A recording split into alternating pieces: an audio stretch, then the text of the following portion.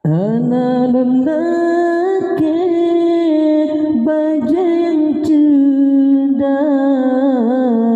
bila melihat langit manyang, dia terima sembahyang hamba, sembahyang hamba. Limang kawati yunyan panguleh laju negisan wong sikra bawa tenetran di langit manyang. Rasul mateng Nabi Musa tulis sembahyang perintah Tuhan menuju ke hamba menanjani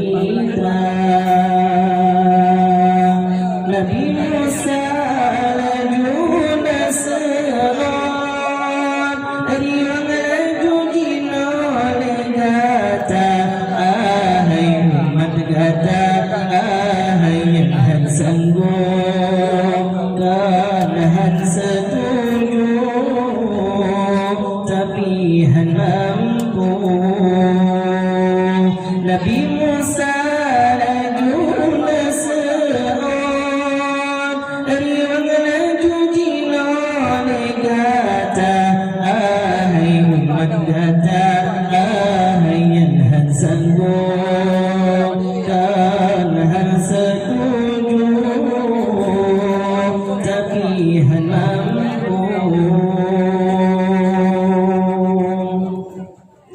Berangkat Nabi laju meriwang menghadap Tuhan Azza wa Jalla nalaka kurang pernah sembahyang mengulang-ulang memohon pinta sayang umatnya.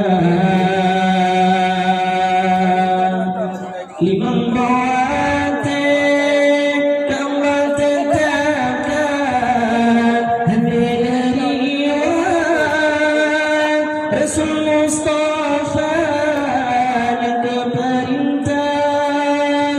Ya Allah bebankan ingat hayrakan sampai rumah raya Malaysia.